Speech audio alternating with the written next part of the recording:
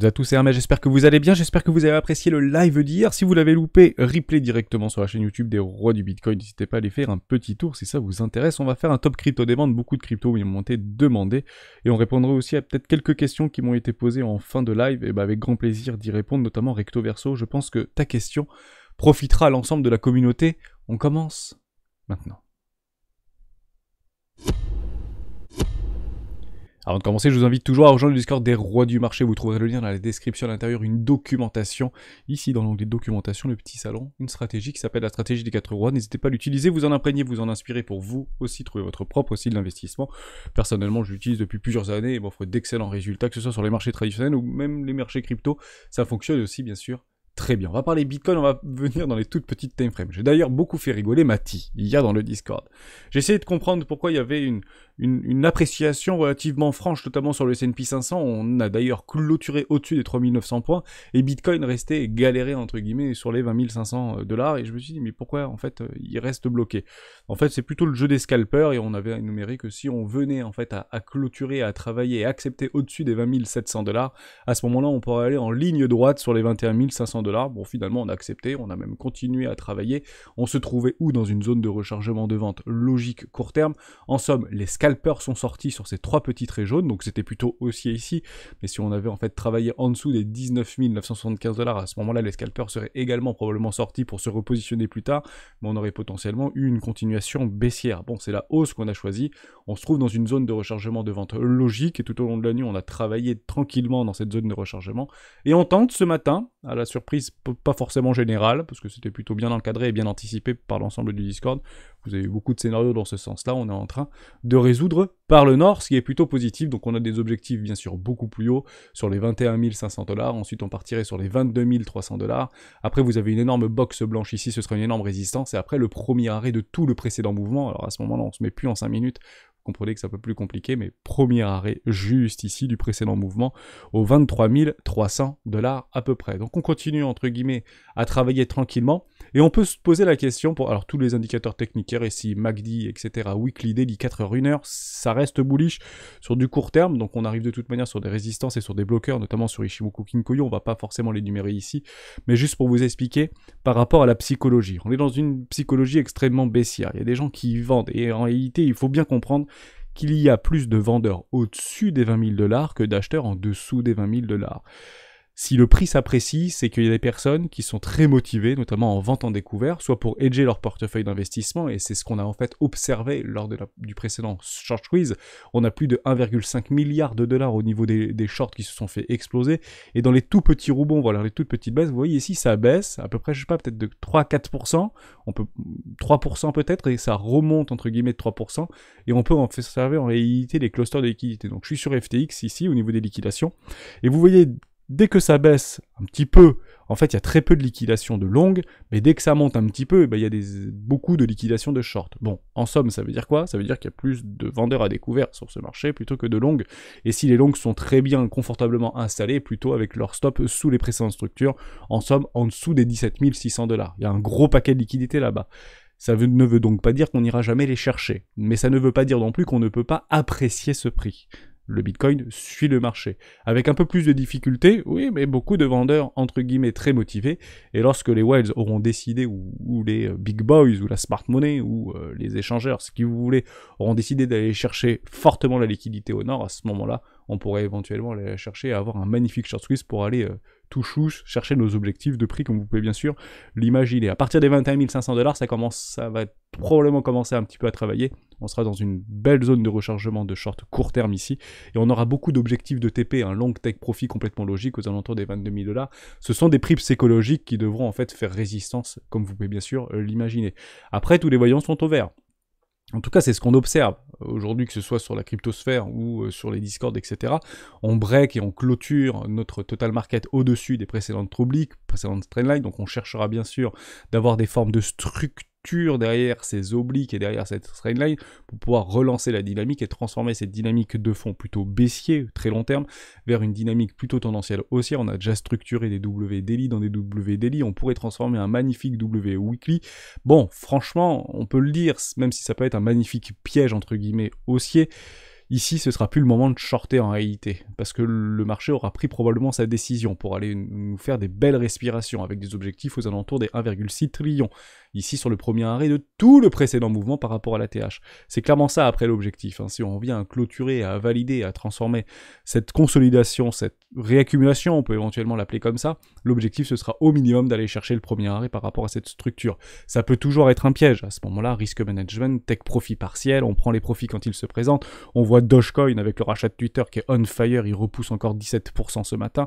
Bon bah c'est formidable. Est-ce qu'on achète les TGV? Non, pas forcément. On pouvait se positionner un petit peu avant, sinon vous attendez les structures et les confirmations. Ce que je suis en train de vous dire en attendant ça, en étant patient sur les marchés financiers, si vous avez plutôt une tendance investisseur, que vous achetiez en réalité du Bitcoin à 19 772 $ ou à 22 442 $, c'est pas vraiment ça la différence. La différence, c'est où est-ce que le marché nous emmènera dans les 3 ou 5 prochaines années. Dès lors, attendez bien vos confirmations. Parce que si vous n'avez pas ces magnifiques structures, donc là je suis sur le total market, mais c'est la même chose sur Ethereum, c'est la même chose sur Bitcoin, soyez patient. Et là, vous aurez des vrais investisseurs qui vont se repositionner sur ce marché. Et on pourra venir cracher ou craquer complètement les vendeurs à découvert, parce qu'il y en a des vendeurs à découvert. Et c'est pas des petits portefeuilles qui sont confortablement assis ou au-dessus de ces précédents highs. Donc on pourrait y aller possiblement les chercher dans les 3 prochains mois, hein, pourquoi pas faire un joli rallye d'hiver, sait-on jamais. Donc ça, c'était, je pense, super important. On peut faire un petit tour très rapidement sur Ethereum, qui est un peu plus volatile et un peu plus bullish, si vous voulez, que notre ami Bitcoin. Ça, il n'y a pas de problème avec ça. D'ailleurs, je vais aller chercher une autre... Est-ce que j'ai un autre truc? Voilà. On arrive exactement dans une zone de rechargement de short logique. C'est normal qu'ici, ça résiste, parce qu'il y a des vendeurs qui se mettent en place, et il y a beaucoup aussi de personnes avec ces fameux ratios de 1 pour 1 par rapport à notre target. Vous avez ici un ratio potentiellement de 1 pour 1 qui s'est parfaitement mis en place, et c'est normal que ça travaille. Hop, vous voyez, ici, pile 1 pour 1. Mais à chaque fois, c'est chirurgical. Les ratios de 1 pour 1 sont beaucoup utilisés par les algorithmes, notamment institutionnels. Vous avez ici le breakout, on pousse très très fort, donc une accélération haussière, et vous voyez à quel niveau ça commence sur une bougie en daily, juste ici, ça vient en fait à repousser exactement sur un ratio de 1 pour 1. Donc il y a des gens qui prennent des profits, la question c'est est-ce que ces gens qui prennent des profits, prenez-le comme ça. Je fais un long, et je fais ce long ici, je prends des profits ici, il y a des personnes qui rachètent en spot, et c'est exactement ce qu'on observait. Ça c'est super important, le CVD spot s'apprécie, le ratio long short est entre guillemets en défaveur des vendeurs à découvert, et vous avez en réalité une dépréciation au niveau de notre open interest, et là je suis pas en Bitcoin, je suis réellement en valeur, en USDT. Donc on est passé à peu près de 8 milliards de dollars à environ, jusqu'au plus bas 6,7 milliards de dollars, et on revient sur 7 milliards. Grosso modo, il y a 1 milliard de positions, tous les échangeurs confondus ici, hein, pour le coup, même si c'est potentiellement 2 fois plus, pour le coup, je crois qu'on est plus près des 13-15 milliards de dollars au niveau des open interest qui sont très très élevés, mais dans la dynamique, si vous voulez, dans la visualisation des datas qu'on a sous les yeux, et c'est plutôt en réalité bullish, puisque les gens prennent des profits au niveau de leur long. Qu'est-ce qui reste? Des vendeurs à découvert qui rajoutent à leur short, et qui veulent en réalité repousser ce prix. C'est leur objectif, puisqu'on a en fait des hauts toujours plus bas que les précédents, des bas toujours plus bas que les précédents, sauf là, puisqu'on est en train de retourner cette dynamique tendancielle de fond court terme, moyen terme, vers du bullish, et le bullish est plutôt très bullish ici. Donc on rattrape finalement les précédentes baisses. Côté S&P 500, je finis juste là-dessus parce que je trouvais ça très intéressant. On fire, formidable, 3900 points. Encore une fois, c'est étape par étape. Les fameux 3800 points, on clôture 3800 points. Hop, 3900 points. Prochain, c'est 4000 points. 4000 points, premier arrêt. Hein. Par rapport à tout le précédent mouvement, ça devrait commencer à bloquer ici, et confluence avec une zone de rechargement de vente logique court terme par rapport au précédent mouvement, et vous avez votre oblique ici, et une magnifique confluence aussi par rapport à une énorme résistance qu'on n'avait jamais bougé, ici sur les 4114 points. On arrive sur les 0,50. Les 0,50 sont généralement des pullbacks ou des respirations de marché complètement logiques. On peut repousser et rejeter ce cours dès la semaine prochaine.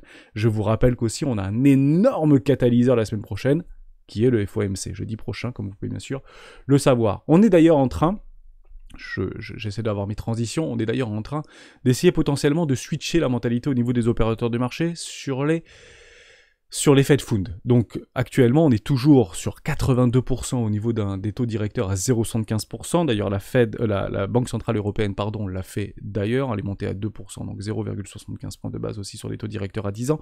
Et en fait, il y a encore 4 jours en arrière, vous avez 0% de chance que ce soit du 0,50. Là, on est plus près des 20% maintenant. Donc 2 personnes sur 10, 2 opérateurs sur 10, analystes, vous pouvez appeler ça comme vous voulez, en fait sont plutôt en faveur maintenant des 0,50 points de base. Ça peut continuer à se déprécier, hein, ça peut continuer à switcher switcher. À ce moment-là, ce serait potentiellement une continuation haussière côté des marchés traditionnels, donc peut-être que Bitcoin va suivre plus ou moins fortement, ou avec plus ou moins de corrélation.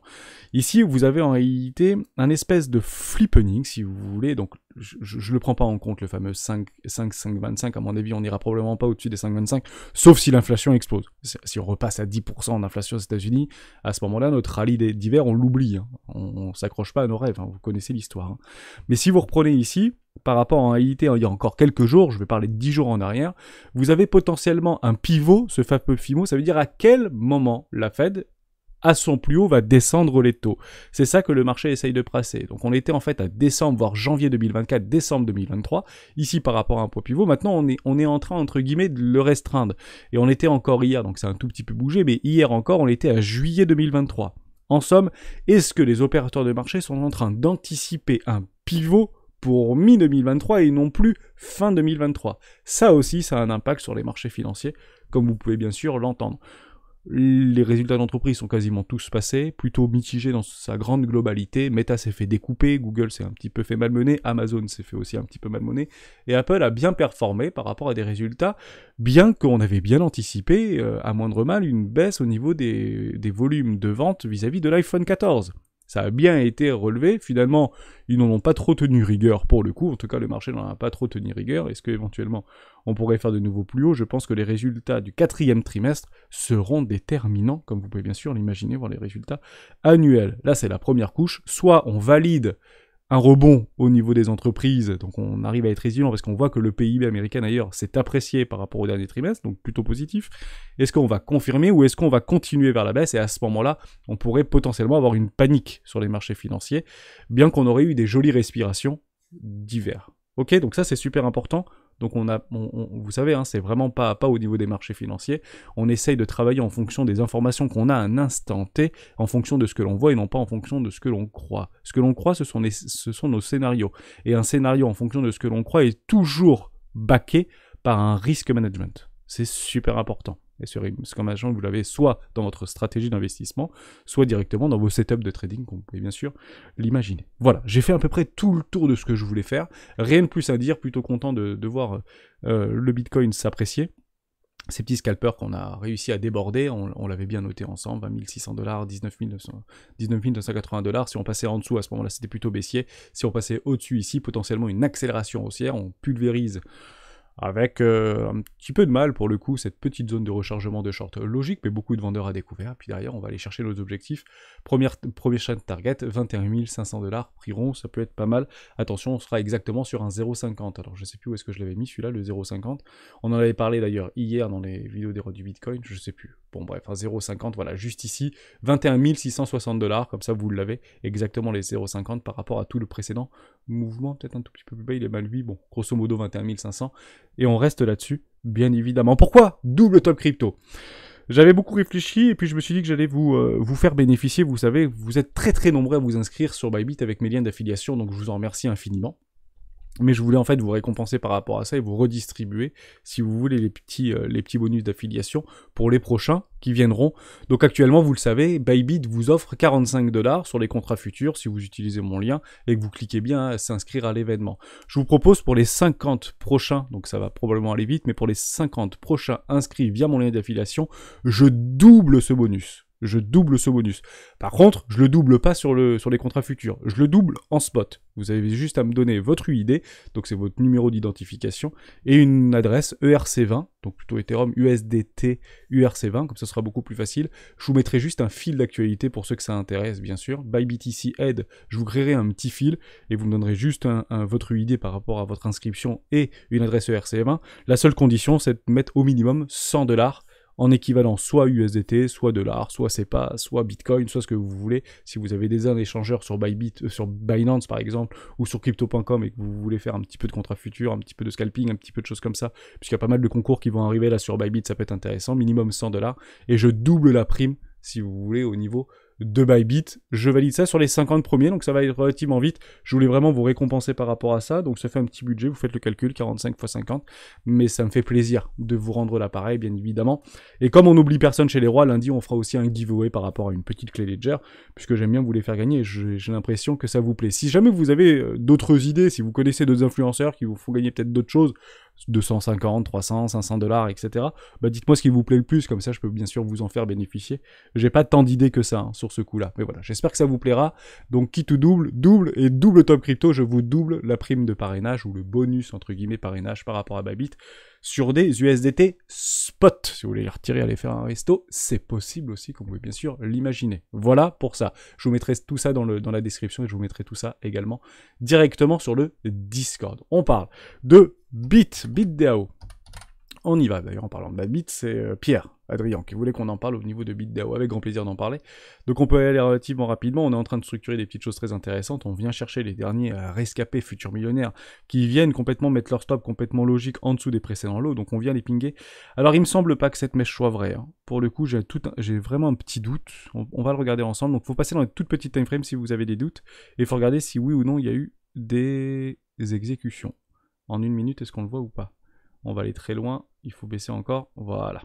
Donc ici, vous voyez que il y a eu du travail jusqu'au 41 575. 41 575, on va se mettre une petite ligne ici, voilà, juste là, tac, et on va regarder si oui ou non, on est parti chercher les précédents lots. Il me semble pas, personnellement, si? J'ai un petit doute. On va passer en daily, coucou. Voilà, et là on a bien eu du travail, donc il y avait eu bien des mèches, donc on n'est pas allé chercher les précédents lots, donc on peut pour le coup confirmer ce petit W Weekly. Je crois que c'était un bug ici qu'il y a eu. Par contre celle-là elle est vraie, hein, pour le coup, me semble-t-il. Celle-là est vraie, mais je crois pas qu'on est parti chercher... Bon, ouais, si on est parti, on a méché, on a clôturé au-dessus, on pourra valider ce magnifique W Weekly dans des W Weekly, dans un énorme W Weekly, tout le monde partira en même temps de toute manière. Oui, je suis assez confiant sur Bit, vous savez, je le hold de ce truc, j'ai pas mal de bits, parce que je suis avec Bybit, donc je le hold, j'en ai pas tant que ça, j'en ai 5 ou 7 000, et j'ai toujours... Alors, pourquoi si peu? Parce que en réalité c'est très baissier, hein. Il faut pas se mentir. Vous avez quand même au niveau de nos open interest, au niveau de tout ça, ça se dégrade quand même pas mal. Ah, je vais pas aller là, je vais aller plutôt ici, on le verra beaucoup mieux. Je vais aller voir mes autres informations. Donc j'ai fait quand même un investissement directement sur la table des rois, il n'y a pas de problème avec ça. Derrière, ça se déprécie un peu. Donc je load tout doucement, mais je pense que dès que j'ai des structures et des vrais retours acheteurs ici, on est en train d'essayer de pousser la divergence juste là, on le voit très bien, on quitte un enfonçant d'absurdité de survente, je suis actuellement en délit, mais il y a très peu d'historique. Après, ce qu'on sait, et ça pour le coup c'est un secret pour personne puisqu'ils le disent, ils l'annoncent, c'est que Bybit, en fait, achète relativement facilement quelques millions de dollars tous les mois sur le DAO. Donc on partait du principe que vous n'êtes pas le seul à acheter, Bybit aussi hold entre guillemets ce token. Mais on est quand même et on reste dans un environnement tendanciellement baissier jusqu'à preuve du contraire, actuellement comme vous pouvez bien sûr l'imaginer. Donc je vais pas plus m'attarder dessus, je vous le dis franchement, j'essaie de choper les informations auprès des personnes avec qui je travaille, notamment chez Bybit, etc., avec qui je discute directement, parce qu'on est très proches, on discute beaucoup par rapport aux nouveautés, par rapport au Web.3, par rapport à tout ça. Honnêtement, il y a une vraie dynamique saine, et avec une belle vision qu'il y a au sein de cet échangeur singapourien. Honnêtement, j'apprécie beaucoup leur approche. Dès que j'envoie une demande particulière, parce qu'il y a un membre qui a une petite difficulté par rapport à un bonus, honnêtement, ils me répondent à 22h30, il n'y a aucun problème avec ça. Donc, je suis quand même ravi de cet échange que j'ai avec eux. Maintenant, je peux malheureusement pas vous préconiser d'acheter ce truc parce que ça peut reperdre 70 ou 80%. On a très peu d'historique. En fait, si je n'étais pas Bybit et si je ne connaissais pas Bybit entre guillemets personnellement et si j'avais pas réellement fait ce travail de recherche de façon approfondie, j'achète pas ça. Honnêtement, j'achète pas ça. Ou j'achète ça comme CSPR. En somme, j'attends vraiment d'acheter plus cher avec des vraies structures, des vraies news qui accompagnent ce marché et des vraies news fondamentales très fortes par rapport à la DAO. Et je préfère acheter en fait là-dedans plutôt que d'acheter là-dedans. Mais bon, comme je prendrai très rapidement mes 50% et que je suis avec eux, je dis allez, pourquoi pas, on peut quand même... C'est toujours du gagnant-gagnant, vous savez comment ça se passe. Mais pour le coup, en tant qu'investisseur rationnel, sur ce truc-là, j'attendrai un peu plus longtemps. Par contre, je sais qu'il y a toujours des bonnes nouvelles qui vont arriver très probablement sur BitDAO, puisque c'est pas un truc qui est laissé de côté. Et si ça avait été laissé de côté, bah ça continuerait à se déprécier, alors que les autres tokens, entre guillemets, ne se déprécient pas. Et c'est vraiment sous les radars. Il faut le comprendre aussi, c'est qu'on parle beaucoup plus de FTT que de de Bybit. Alors que je pense qu'ils ont tous deux des armes relativement fortes. D'ailleurs, on parle de Crow, vous voulez qu'on parle de Crow avec grand plaisir. On fait beaucoup de vidéos là-dessus sur Crow, etc. Je l'ai ici, bon, c'est pas très grave, crypto.com, etc. On avait fait une vidéo très récemment. Honnêtement, si vous achetez pas là et si vous pensez que Crow de CRO a encore un avenir radieux devant lui par rapport en tant qu'exchange, en tant que tout ce que vous voulez, en tant que pure player incontournable de la cryptosphère au niveau mondial, si vous n'achetez pas là, vous ne l'achèterez jamais, ou vous l'achèterez beaucoup plus cher. Oui, ce truc a probablement des bonnes années devant eux, vu les taux de frais et les spreads qui facturaient, je pense qu'ils ont beaucoup d'argent, et encore aujourd'hui ils ont beaucoup d'argent, mais c'est plutôt résilient, parce qu'aujourd'hui, quand vous regardez au niveau du CBD, au niveau de l'OBV, enfin ça bouge pas le truc, hein. Il n'y a pas une baleine qui vend ce truc, hein. Pire encore, ils rachètent. Hein.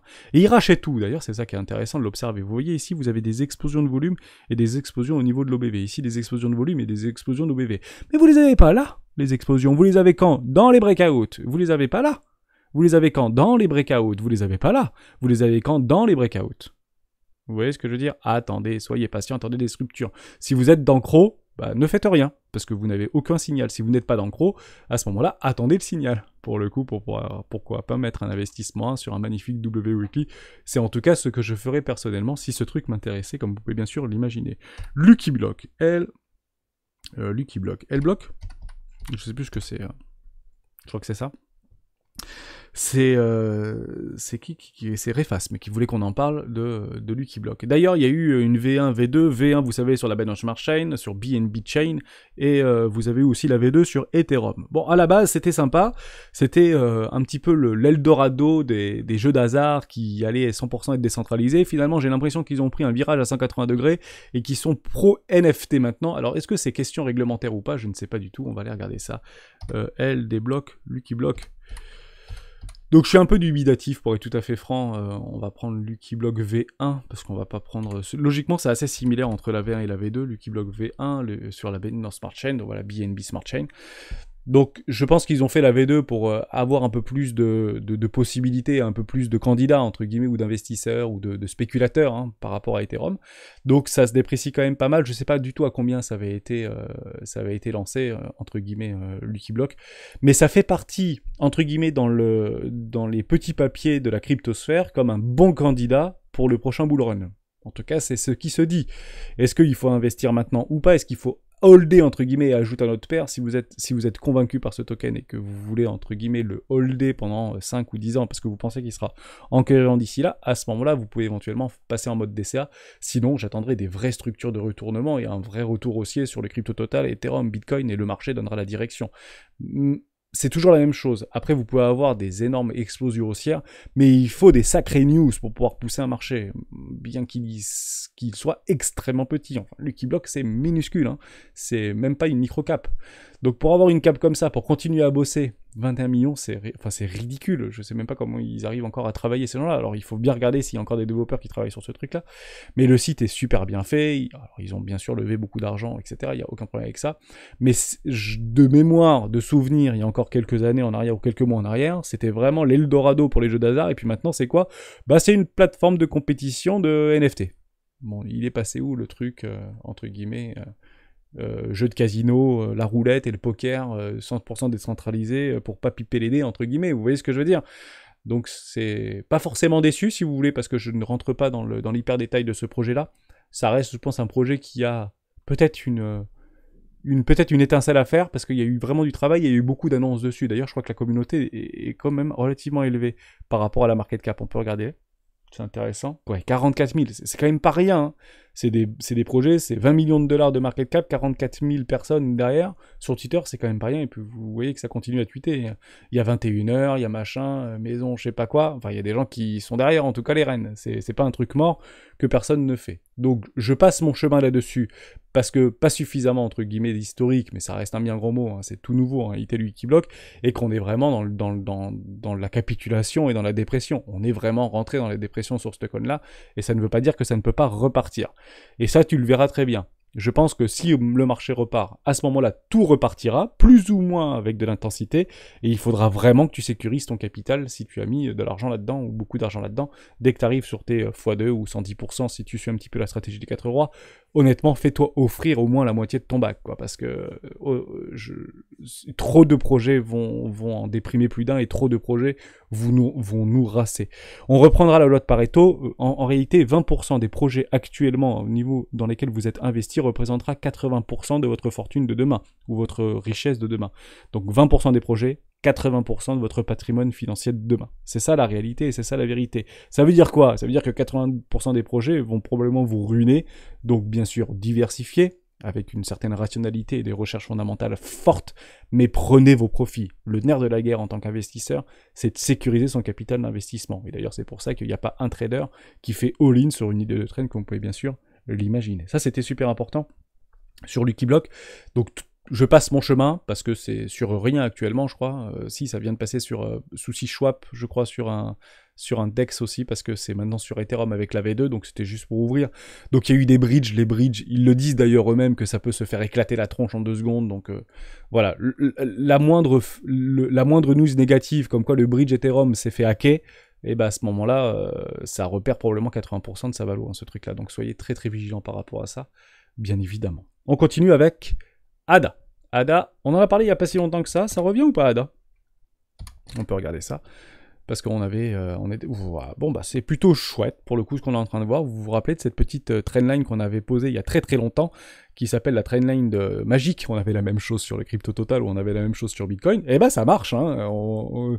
Disons ce qu'ils disent. J'aime bien les gens qui pourront dire éventuellement, si tu avais fait un levier x100 ici, tu aurais été un génie. Oui, mais je ne suis pas un génie, je ne connais pas l'avenir, je n'en sais strictement rien.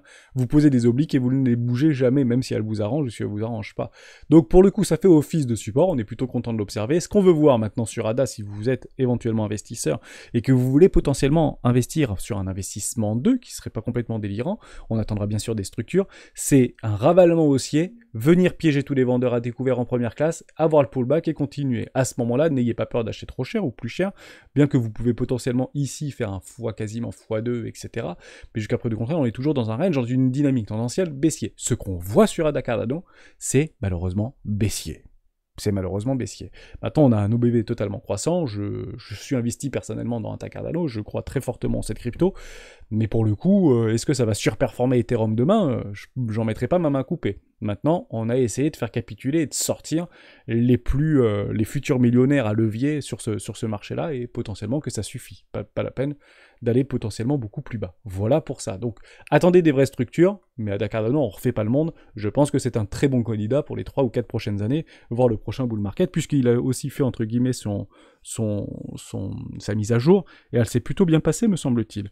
Voilà pour ADA. Gala. Donc on en a beaucoup parlé, donc je vais pas plus materniser sur ADA Cardano, et vous connaissez très bien. Voilà Pierre, j'espère que je t'ai aidé. Alex, tu voulais qu'on parle de Gala? Gala, c'est génial, Gala. Gala, c'est vraiment pas mal. Oui, tu as raison, ça bosse beaucoup derrière. Merci pour ces informations-là. Clairement, toujours dans la gamification et de la tokenisation des blockchains, donc c'est plutôt axé gaming, comme vous pouvez bien sûr l'imaginer. On est toujours en dessous, entre guillemets. Alors c'est très jeune, hein, de septembre 2021, vous pouvez imaginer. Vous avez eu en fait des ICO qui étaient relativement bas. Partez du principe que ce truc a été acheté potentiellement sur les 0,1, 0,2, 0,3 centimes de dollars. Donc on revient sur les prix, entre guillemets, ICO, mais vous n'avez pas en fait créé de valeur là-dessus. On est parti to the moon, parce qu'à un moment donné, les NFT et le gaming, ça partait dans tous les sens, et on pensait qu'on allait arrêter de jouer aux jeux vidéo sur notre PlayStation et qu'on allait tous passer sur ordinateur ou sur smartphone avec des trucs blockchain qui n'existaient tout simplement pas encore. Donc bon, on va chercher des valorisations qui sont un petit peu délirantes. Maintenant, on est dans une forme de dépression, on peut bien sûr l'imaginer comme ça. On attendra des magnifiques structures, mais je suis pas désespéré sur Gala. Donc je reste en délit, vous avez un OBV complètement croissant. On pourrait d'ailleurs aller voir sur Glassnode si oui ou non Gala il y est. Glassnode ici, est-ce qu'il y est Gala? Par rapport au tokenomics, non, il n'y est pas malheureusement. Bon, c'est pas très grave par rapport à la concentration des tokens, mais partez du principe en voyant la tronche du truc, c'est que 1% des tokens, enfin 99% des tokens, voire plus, sont détenus par 1% des adresses actuellement. Donc plutôt intéressant d'ailleurs, je crois que c'est toute petite cap, Gala. Gala, Ternoa, un petit peu même combat si vous voulez, hein, c'est à peu près la même chose au niveau du gaming. Non, ça reste proprette. Vous avez, alors, faites attention au niveau de l'inflation, il faut regarder dans le truc, c'est 1 milliard de market cap. Ouais, que un peu moins de 25% des tokens qui ont été libérés. Bon, soyez vigilants par rapport à ça. On peut continuer à avoir une inflation peut-être galopante qui pourrait déprécier l'actif. Ah, c'est intéressant. Voilà, vous voyez, ça tient quand même. Hein. Donc, on est clairement dans la dépression. Hein. Qui sera là encore dans 1 an, dans 2 ans? Je pense que ce truc a probablement des choses à faire. Mais en fait, il y a beaucoup de concurrence sur ce marché au niveau de la gamification des technologies blockchainisées. Si je peux parler comme ça. Donc il faudra choisir des candidats, ne mettez pas forcément tous vos œufs dans le même panier, diversifiez, essayez de pondérer vos portefeuilles en fonction des meilleurs projets. On peut parler de Ternoa par exemple, on peut même parler de ENJ, on en parlera si vous le souhaitez. D'ailleurs je crois que quelqu'un voulait qu'on en parle aussi, peut-être, je crois que c'est Laurent, oui effectivement je l'avais noté ici, je le retrouve. Laurent voulait qu'on parle de ENJ, donc grosso modo si vous avez, je dis une bêtise, vous voulez être 1000 € dans Gala, bah, c'est peut-être pas une bonne solution de mettre 1000 balles dans Gala, peut-être mettre 250, 250, 250, 250 dans 4 projets pour essayer de pondérer. Hein, et vos portefeuilles. Hein, je parle pas de arbitrer, je parle bien de pondérer vos portefeuilles. C'est un peu comme Ethereum. Ne mettez pas tous vos œufs dans Ethereum. Vous pouvez mettre dans Ethereum, vous pouvez mettre dans Aptos, si vous êtes un peu fan. Vous pouvez le mettre dans ADA Cardano, vous pouvez le mettre dans le Polkadot et vous pouvez le mettre dans Avax, par exemple, ou Atom Cosmos. Why not? Et toujours en fait dans cet esprit de générer un rendement. On sera pas riche avec un token. Sauf si vous avez, enfin c'est pire qu'un coup de chance quoi.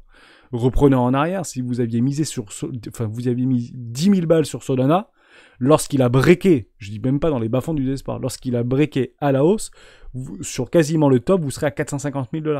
Alors je dis pas que c'est pas délirant, je dis juste que c'est un risque quand même à prendre. Vous voyez ce que je veux dire? Donc sur ces 10 000, je préfère peut-être plus diversifier que mettre all-in. Donc Gala, très bon candidat. On va pas rentrer dans l'hyper détail du truc. Vous avez ENJ également, un excellent candidat qui continue à avoir de la bonne publicité. 100% des tokens qui ont été libérés, ça tient à 500 millions de $ de market cap. Ça, c'est clairement, c'est un utility token. J'en ai de ce token-là, honnêtement j'y crois bien aussi.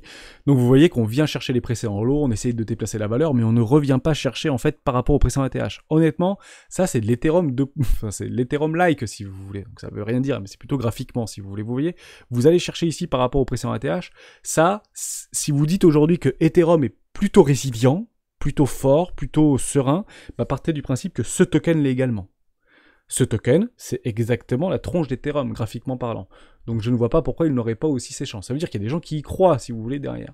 Donc je trouve ça aussi très intéressant, bien sûr, de vous en parler.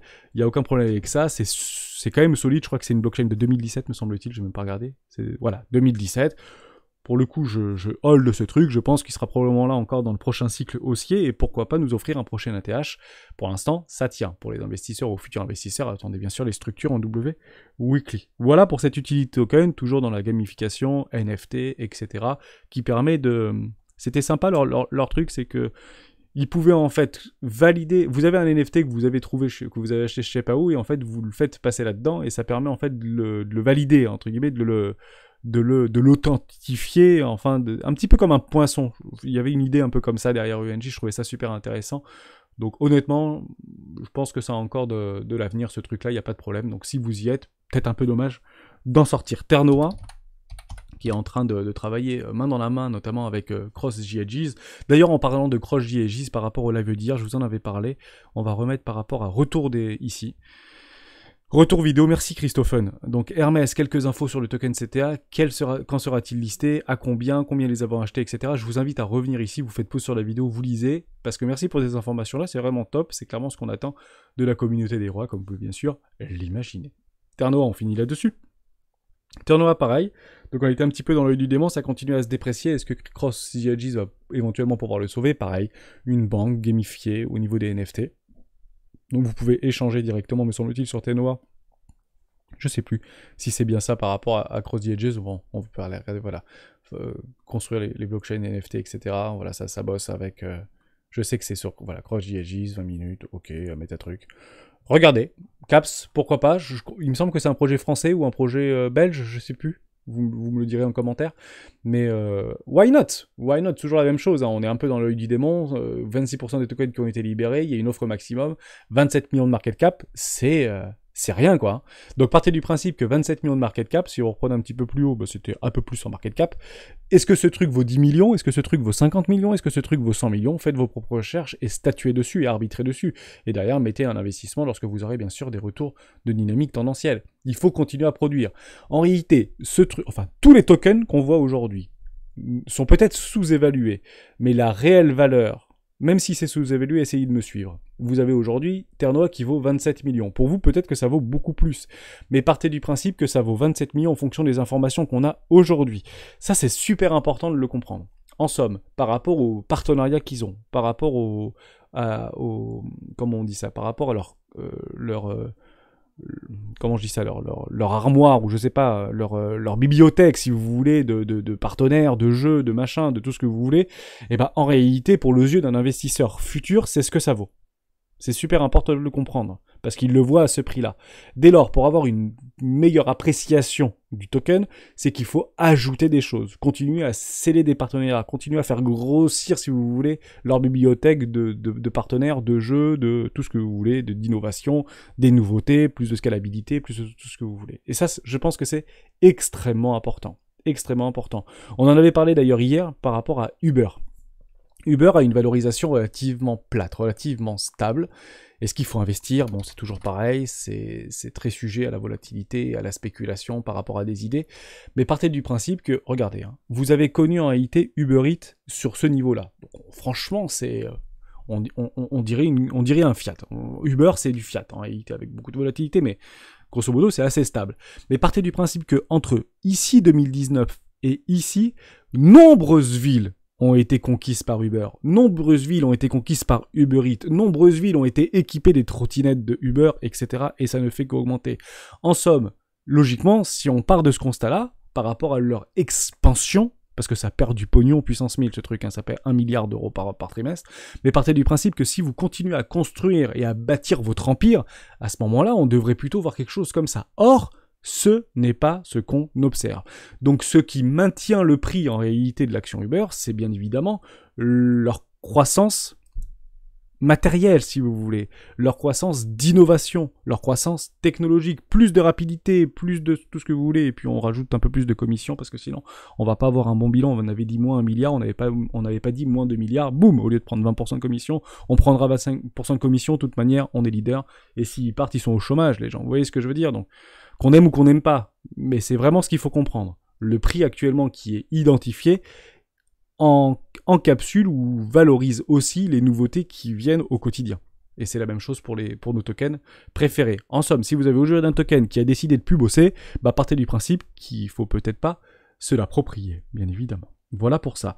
Je finis juste avec la question de recto verso. Si l'objectif, en somme, ATH, par rapport à toute crypto préférée, etc., ou Bitcoin. En fait, ça veut dire que la majorité de nos cryptos vont potentiellement faire x10. En fait, si Ethereum, si Bitcoin, si Polkadot, si Atos Cosmos fait de nouveaux ATH, beaucoup de nos crypto-actifs préférés aujourd'hui qui tentent de maintenir et de consolider sur des bottoms de marché, et ils tentent de le faire solide, ça voudra dire que la majorité de nos cryptos font x10. Eh ben, je réponds à ta question avec Toberso. Absolument. Absolument. Toutes nos cryptos vont faire x6. Et là, vous allez me dire, c'est pas possible. Oui, mais qui y reste aujourd'hui? En réalité, c'est x10 qu'on va potentiellement faire si on a bien des bottoms de marché. Vont profiter à qui? Eh ben, aux 20% qui restent. Aujourd'hui, 70% des personnes qui sont arrivées en 2021 sont parties de ce marché. 70%. Donc, qui c'est qui va bénéficier des x10 en réalité sur vos crypto-actifs préférés? Pour ceux qui sont encore en train de les holder. Mais c'est pas eux, là. C'est les 20%, les 15% qui restent ici. Où est-ce qu'ils vont acheter ces gens-là qui sont partis et parce qu'en réalité, ils se sont fait avoir, ils ont perdu 5000 balles et ils reviendront jamais, c'est un scam ce truc. Ben, ils reviendront quand ce machin, on fera un petit peu près de 200%. Nouvelle ATH, et ben vos cryptos, ils vont revenir sur vos cryptos, ils vont dire ça c'est génial, il y a les news qui vont accompagner les mouvements, et ça va partir to the moon. Mais c'est comme ça que ça se passe à chaque fois. Je t'ai fait d'ailleurs ce petit travail-là, je vais passer en weekly, par rapport à toutes les cryptos qu'il y a actuellement sur la table des rois. Et je finirai là-dessus. Ici, x10. 1000% en fait. 1000% d'augmentation. x10. Ça te paraît délirant? Entre le bottom ici, x10, c'est sur AV. Enfin, c'est... À regarder comme ça, c'est assez simple. Mon objectif, par rapport à un exit 50 ici, mon objectif derrière, c'est 1000$. Donc c'est x20 en réalité. Ada Cardano, 1000%. Ça te paraît délirant? Ada Cardano à 3$? Il y a beaucoup en fait qui annoncent potentiellement Ada Cardano au prochain cycle entre les 5 et les $10. x10. Mais qui est là? c'est les derniers survivors chevaliers qui sont encore là. Donc ça veut bien dire effectivement que ça fera x10. Mais ceux qui ont acheté le top, parce que beaucoup ont acheté le top, partez du principe qu'une grande majorité ont acheté le top, en tout cas pas en discount, plutôt en premium. Donc partez du principe que si vous avez acheté aux alentours des 2 $, prix psychologique, bah vous ne faites pas x10, vous faites 77% de bénéfices. Vous vendez à 77, alors qu'il y en a plein qui ont fait x10, en fait vous ne vendez pas. Vous conservez les tokens. Ceux qui n'ont pas vendu là ne vendront pas là. Mais ils ne vendront pas là. En tout cas, la minorité vendront là. Mais qui gagnera réellement ces x10 pour celles et ceux qui sont encore là? Une infime minorité. Une infime minorité. Et c'est dans ce contexte de marché, par rapport à la visibilité qu'on a actuellement, pour dire que, bah oui, 10% des mecs gagnent sur ce marché. Et que peut-être 5% ou 3% feront x10. Parce que, pour le coup, pas beaucoup de personnes ont acheté les 34 centimes de dollars sur ADA Cardano, si tu veux. On est peut-être en train d'attendre éventuellement du retournement de tendance, un WEK sur les 0,60. Tu vois ce que je veux dire? Et entre les 0,60 et les 0,30, bah les x10 est pas du tout au même niveau, si tu veux. Voilà pour ça. Donc j'espère que j'ai répondu à tes questions. Oui, on est de moins en moins nombreux sur ce marché, il faut le comprendre. Et il y a les doutes qui parviennent. Il y a les doutes qui subviennent aujourd'hui. Aujourd'hui, est-ce qu'on ne s'est pas trompé? Est-ce que vous pensez vraiment que ça refera un nouvel ATH? On commence à le voir dans les commentaires, des gens qui sont encore là, qui hurlent dans la souffrance, et c'est normal, on va pas se cacher derrière un rideau. On est en train de souffrir, je souffre personnellement, tous les investisseurs souffrent sur ce marché, et partez du principe que les développeurs qui sont derrière leur projet, à travailler 15 heures par jour, à avoir leurs tokens qui valent 2 centimes de dollars, alors qu'ils en valaient 1 euro ou peut-être 50 centimes de dollars il y a encore 6 mois en arrière, partez du principe que eux souffrent encore plus que nous, parce que nous on est derrière des écrans, eux ils travaillent derrière leurs écrans, alors je dis pas qu'on travaille pas, mais dans l'idée vous comprenez ce que je veux dire, c'est encore plus difficile pour eux, donc les maintenir, c'est aussi des croyances, c'est aussi des... C'est pas de l'espoir, c'est pas forcément des certitudes, mais c'est cette étincelle de potentiellement avoir quelque chose sous les mains qui va probablement changer le monde demain. Et c'est pour ça qu'on est encore là. C'est pas pour sortir dans 2 semaines. Si on est encore là aujourd'hui, c'est justement pour sortir dans 5 ans. Et à ce moment-là, il faudrait être bien évidemment adroit sur la sélection de nos tokens préférés. Merci à toutes et à tous d'avoir suivi cette vidéo jusqu'au bout. J'espère que ça vous a plu. Rendez-vous pour ceux qui veulent éventuellement bénéficier de cette offre 50 prochains inscrits directement sur Bybit. Je double la prime de parrainage. Je vous mettrai directement tout dans le Discord si ça vous intéresse et dans la description de cette vidéo. Bon week-end à tous